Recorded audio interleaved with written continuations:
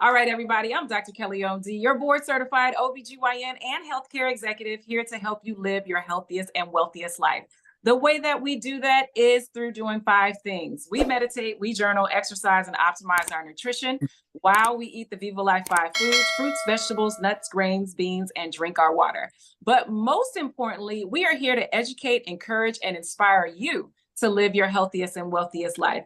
So tonight, we have is an amazing colleague of mine. I am going to let Dr. Lamont Jones introduce himself and tell us all about himself, and then we're going to go ahead and get started.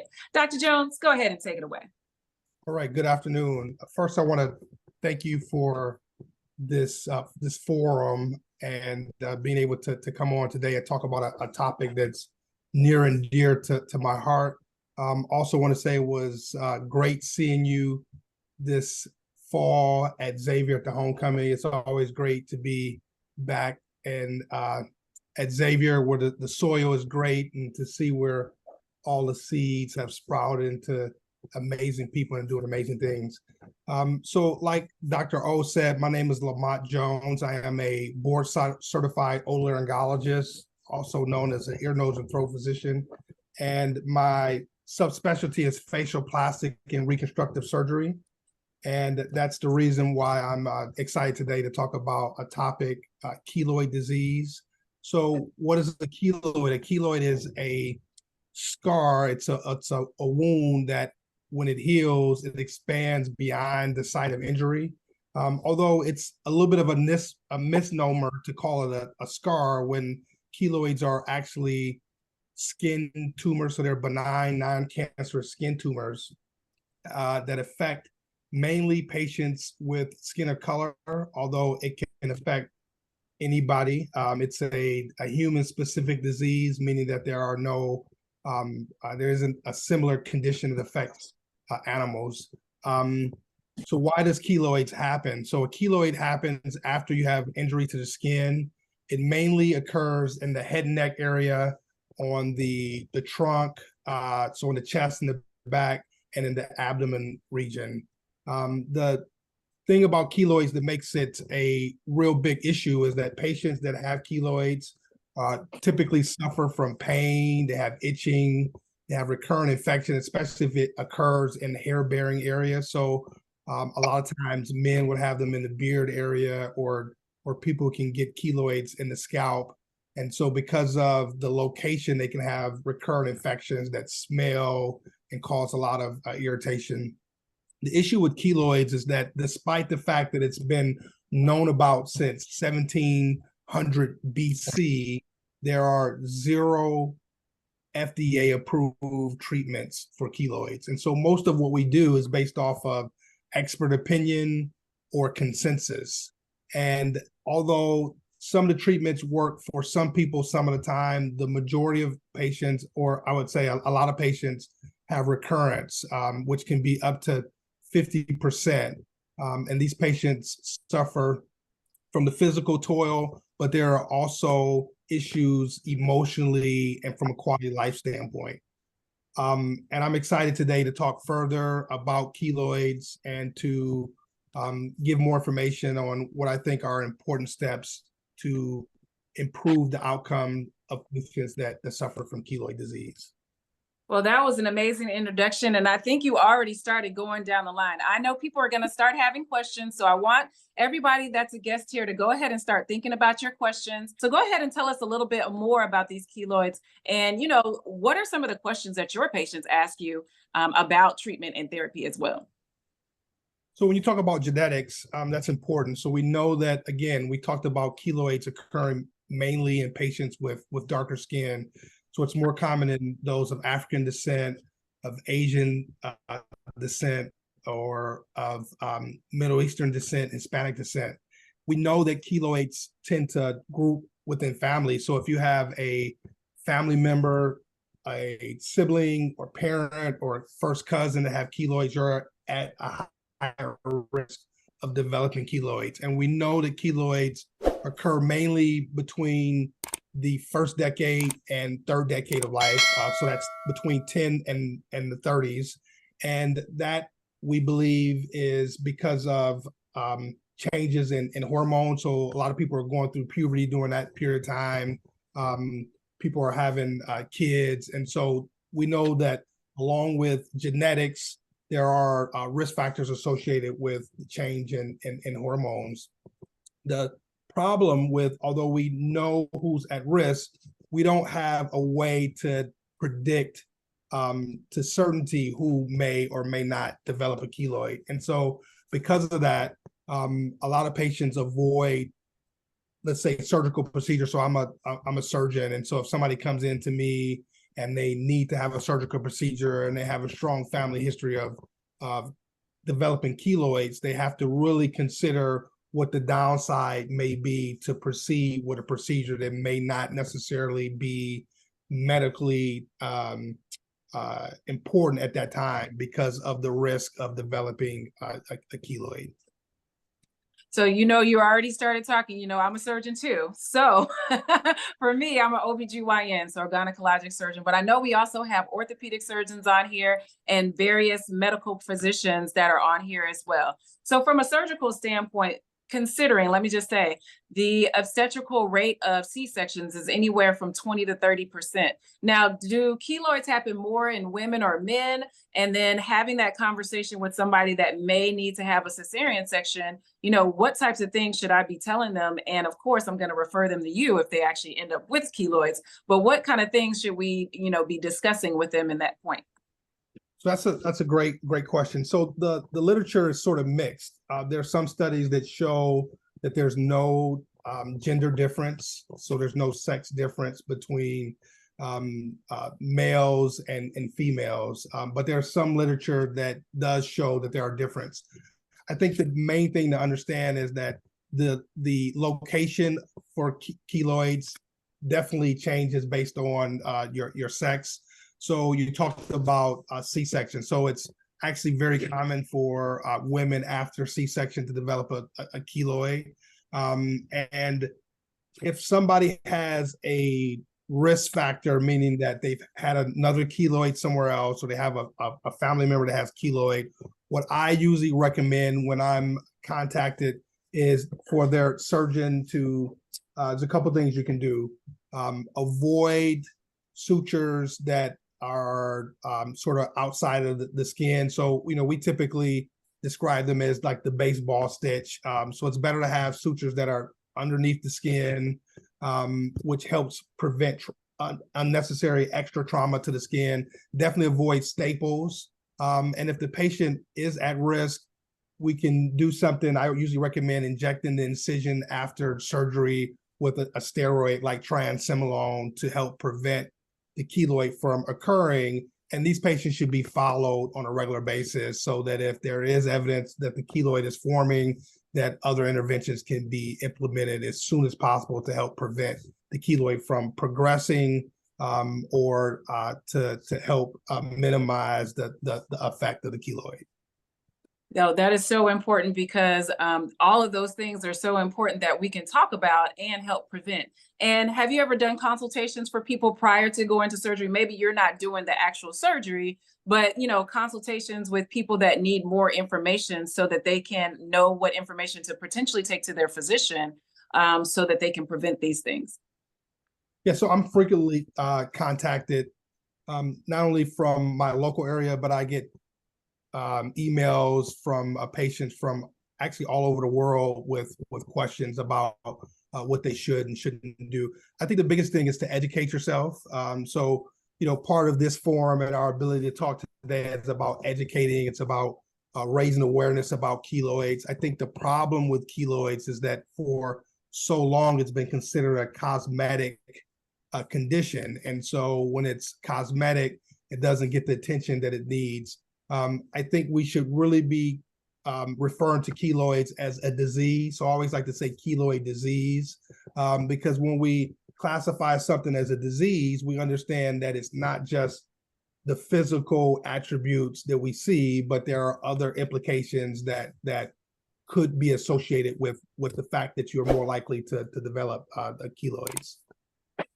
So that's really important because actually when I was describing this, I always am hesitant about calling something a disease. Not that I don't want the person to actually be able to get the appropriate treatment, but also don't want to give them a stigma about something. So thank you for giving me that wording so that we can help them get the help that they need.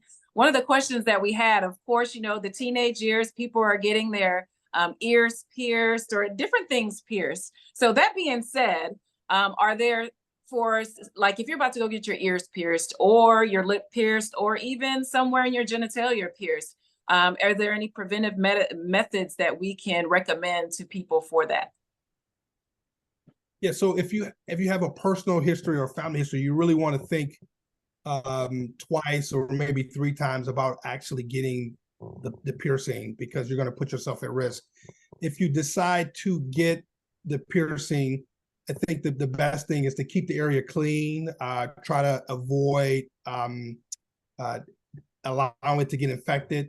I tell patients that you should use either surgical grade steel or make sure you're using real gold and not cosmetic jewelry, because what happens, sometimes patients have a reaction to, they may be allergic to costume jewelry, and that chronic irritation could be a stimulus for the keloid to start. So I think those are the first decision to make is, do you have a family history or personal history? If you do, then you have to understand the risk of developing a keloid from the piercing or even getting a tattoo. And if you do decide to move forward, again, make sure you keep the area clean, use high quality materials.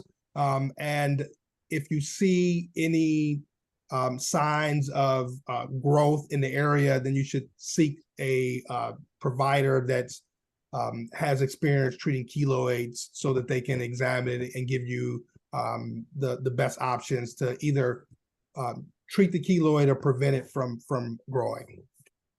So thank you so much for that, because I was also going to ask about tattoos. Now, one of the things that I noticed, and everybody start getting your questions ready and go ahead and drop them in the chat, because as we're going through this, we're going to make sure we answer your questions. So one of the questions I have is, externally, yes, I've seen the keloids externally, but I also do internal surgery, and I've never seen like a vaginal keloid. So can you tell me what the difference is there? Like, why on the vaginal tissue inside the canal, we don't see the keloid, but we do see it on the outside? Yeah, so a keloid is it's a skin fibrous tumor. So it happens in the dermis.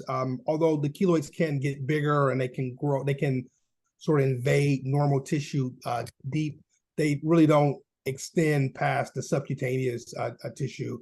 And so there's no internal keloid. Now, the term keloid, the way the fibrous tissue, the collagen fibers look, sometimes they use a keloid-like acronym to describe other scars, but keloids are a specific skin condition, and it doesn't occur internally. Okay, thank you very much, because I never really thought about, I was like, wait a second. Now, the other thing is people are getting Botox, they're getting injections in their knees, injections in other places. And some people are doing pellets, like hormone pellets and everything like that. What are your thoughts? Are they gonna, if they do Botox or do some injections, are they gonna get keloids?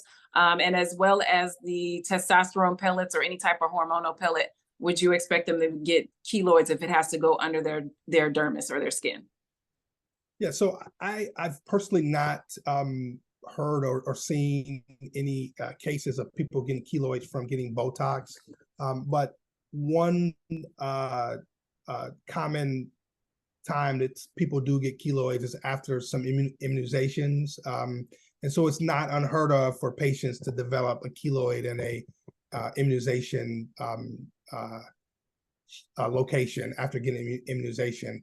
So again, I think it really depends on the person. A lot of people that get keloids after immunizations are patients that oftentimes have a lot of keloids all over their body. So, another common cause for keloids is acne. And so in these patients, they're more prone to skin injury. And so, one of the things that they sometimes ask when you go get an immunization is if you've ever had a keloid. But what I would say in those situations, the benefits outweigh the risk most of the time. So if you are prone to getting keloids, but are being seen for an important immunization, I think it makes sense to proceed with it. And if you develop a keloid, you can see somebody for treatment options. Okay, thank you so much for that. You know, these are just things that are just popping in. You're like, I never really thought about this, but you're such a great educator that you're making all the questions come out. So we do have a question here from Nia. She says that she has a history of having surgeries for which she got keloids from the laparoscopy, the surgery that she had, and the current physician is only prescribing creams for itching and suggesting they're too small for removal and that liquid nitrogen treatment is too painful. So do you have any recommendations for her in that? Yeah, so what I would say is, I think she brings up a good point. You know, when we look at the keloids, for some people, it's not just the appearance of the keloids, it's the symptoms. And itching and pain can be pretty debilitating for certain patients.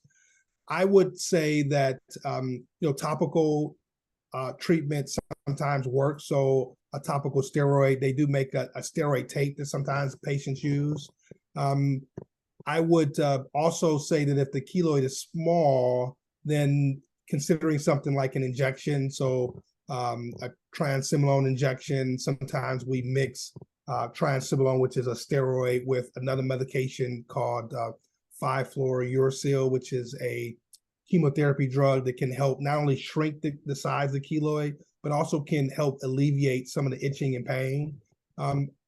Surgical removal of keloids should never be done by itself. So we know that when we look at removal of keloids, multi-modality therapy is important. So combining surgery with a steroid injection or a 5-FU injection, or even wearing a pressure garment can help decrease the chance of recurrence.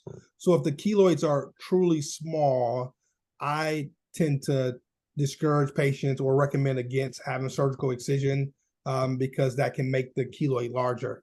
As far as the discomfort with cryotherapy or freezing the keloid, one of the things that I like to do for my patients is to prescribe a topical numbing cream for them to apply prior to the treatment. And depending on the size of the keloid, sometimes that can be followed up with an injection of a numbing medication, and then proceeding with doing something like cryotherapy to decrease the bulk of the keloid. And sometimes it's curative in that it removes all of the keloid and has a low recurrence rate.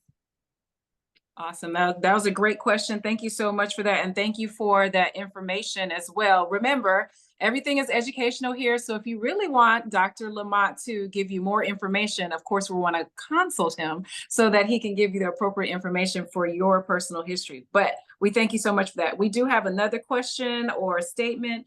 Let's see. So we have a person that has a history of keloids, and she is, she recently got her C-section and keloid and belly keloid removed, followed by 3 days of radiation. Should I still be getting injections in those areas? Do you do radiation for these? Yeah, so radiation is definitely an option. And it sounds like this person that she received, what's the typical sort of protocol for radiation? So not infrequently do I use radiation. So typically what we do is we surgically remove the keloid, and then radiation is given in what we call fractions. So we divide the dose by 3, and we give it within 24 hours of each dose. So surgery, then within 24 hours, you get the first dose, and then another 24 hours, you get the second dose, and then in another 24 hours, you get the third dose. So radiation is a great treatment option when combined with surgery. There are some studies that suggest that adding a third modality actually helps really decrease the recurrence rate. So it's not uncommon for me in patients that have had surgery or radiation to add either a steroid injection, or sometimes, depending on the location of the keloid, I have them apply pressure. So a lot of the keloids that I typically treat are in the head and neck area, so in the ear. So typically I'll have a patient wear a pressure earring afterwards. So after surgery and steroid injection or surgery and radiation, I'll have them wear a pressure earring to help decrease the chance of recurrence. So in your case, I think you could consider, you can talk to your provider about having steroid injection, so a triamcinolone injection. And this is something we do every 4 to 6 weeks. Typically, I do it for about a year, because typically if the keloid does not come back within the year, the chance of it coming back after a year is very small, as long as whatever the inciting cause has been eliminated. All right, great question. And I definitely learned something new because I did not know we did radiation for keloids. That being said, is there increased risk of cancer associated with the radiation? So that's a great question. There are no reported cases that I'm aware of cancer after treating a keloid with radiation. So the dose that's typically given is a superficial and low dose. And so there's no reported incidence of cancer after radiation for keloid that I'm aware of. Okay, thank you so much. Let's see, we have another question. Dr. Jones, you spoke about the lack of FDA-approved treatment options for keloids. Why is this? And have there been promising treatments that have not been approved? And are there any new treatments in the pipeline that you're aware of?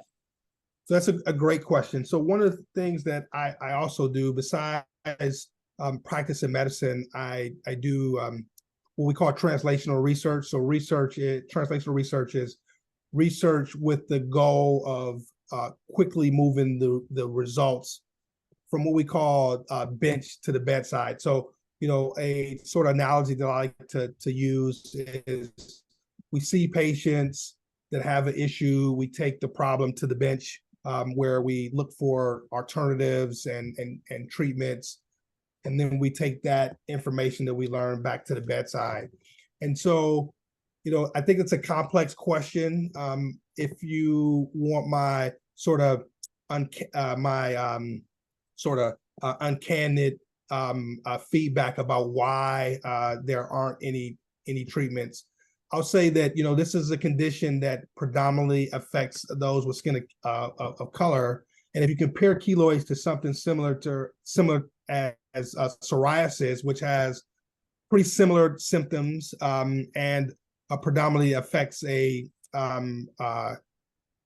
non-skin of color, there's more attention to treatment and drug discovery and psoriasis. I think some of this isn't just the demographic that's affected. I think that when we look at why it's important to have a diversity, not only in medicine, but in research, people typically are interested in conditions that they can relate to. And so one of the things that, I'm an advocate for is increasing those that are a diversity when it comes to clinical and translational research, so that we have people that are committed to and are interested in conditions like keloids that affect those that are underrepresented in medicine. So I think that has some bearing on why we don't have any FDA approved drugs. But I'm optimistic that, we are soon to have something, maybe in the next 5 or 10 years. As far as therapies that have been approved that have not been released, I'm unaware of any. There have been some that have been tried, but keloid disease is complex. It's really it's not just a homogeneous disorder, it's a heterogeneous disorder, meaning that there are a lot of, besides having a predisposition to develop keloids, there are a lot of things that initiate the development of keloids. And so some of the treatments will have to take that into account. So, not only is there a difference between different skin types, there's some difference between location. So a keloid in the head and neck area forms differently than a keloid that occurs on the chest or on the back. And so because of that, it is going to take a little bit more attention and some time, but I'm optimistic that we will see a keloid specific therapy in the next 5 or 10 years. I love it. I love it. I love it. And I know that that is going to come out of your translational research, which is going to even make you more world renowned, right? So let's see. We have time for one more question. Let me see what we have. We're going to go to somebody that hadn't asked it. So this is from RT. Thank you for an excellent presentation. I don't know all the details as to what type of collagen overgrows in keloids. I would imagine an injection similar to Xiaflex or Dupuytren's might be effective or close as it is to a heterogeneous tissue. So you probably know those words very well. You can read the question as well if I didn't speak it out to you. Do you have any response to that? Thanks for asking. Yeah, so as far as the type of collagen, so in keloids, so in the skin, there are really two main collagen types. There's collagen 1 and collagen 3. So keloids are mainly type 1 collagen. The difference between the type 1 collagen and keloids that is disorganized, and the collagen is what we call hyalinized, meaning that if you look at it underneath the microscope, it's swollen and it has like this sort of purple color when it's stained underneath the microscope. And so what we do know also is that keloids are the main sort of cell that produces the collagen as fibroblasts. So a lot of the treatment that we are looking to counteract keloid development is aimed to slow down the production of the collagen from the fibroblasts. And there are a lot of overlaps with other fibrotic conditions. So a lot of people that are looking at treatments for keloids, some of these companies also are designing drugs for idiopathic pulmonary fibrosis or liver fibrosis, which is just the sort of term for scarring in that area. Ooh, that's such a good question. RT always comes with great questions, so we're always happy to have him on. So that being said, if people take collagen, drink collagen, I know people, there's always something with collagen, put it on your face and all this other stuff. Does that have any effects on this keloid disease? Whether does it make it worse? Does it make it better? Do you have any insight into that? Yeah, so there are no correlation that I'm aware of from people that take collagen supplements and the incidence or the worsening of keloids. Okay, that being said, all right, thank you so much. You have answered all of our questions that we can get in tonight. It is 8 o'clock. We always remember that we start on time and we end on time because your time is precious, as well as our people that are our guests. That being said, Dr. Jones, can you please tell us how to get in touch with you? And do you have a nonprofit or anything that you work with as well? Yeah, so first I want to say thanks again for having me on the show, giving me this the forum. I could be reached via my there's a website that I've created. What's the goal is to spread awareness and to create a community of people that are interested in keloids, both from a patient standpoint and from a industry. It's keloidacademy.org. So you can go to keloidacademy.org. You can learn more about keloids. You can learn more about some of the things that are being done to sort of move the field forward. And there's a link there to get in contact with me and our organization as we work together to defeat keloid disease worldwide. Awesome. Thank you. Thank you. Thank you for being on here. Y'all, all I did was say, Dr. Jones, well, actually I said, Lamont, when we're at homecoming, will you please be on my webinar and teach people about whatever topic that you think is best? And he chose this topic, and we are so grateful for him. That being said, where are you located? So if they want to get a consult with Dr. Jones, where are you located so they can fly to wherever you are to get this consult? Yeah, so I work for Henry Ford Health in Detroit, and I would be glad to interact with people. Again, you can reach me via the website, and I would be glad to offer information and to assist you with any decision making that you need. Absolutely, absolutely. And I just want to say thank you so much for coming on Ask Dr. Kelly OMD. I'm Dr. Kelly OMD, board certified OB-GYN and healthcare executive. The way that you can get in touch with me is Instagram or Facebook. Just look up Vivalife Health Hub or Dr. Kelly OMD, DrKellYomD.com. We are on Mondays at 7:30 p.m. and Eastern Time, and we're so happy to have you here. When you receive the survey in your email, please go ahead and fill that out because that helps us understand the topics that you want to hear and how we can make it better to serve you. So thank you so much, and don't forget to ever Vivalife. All right. Thank you for being a part of the Vivalife experience. I'm Dr. Kelly OMD, board certified OB-GYN and healthcare executive. If you like what you heard, then please go ahead and like, share, and subscribe. The reason why is because we are trying to educate, encourage, and inspire 1 million people to live their healthiest and wealthiest life. And this is what we're bringing you. We're bringing you educational videos. We're bringing you podcasts. We are bringing you webinars with subject matter experts, including myself, about the topics that affect you the most. So go ahead, like, subscribe, and share. We are everywhere. Have a wonderful day. Vivalife.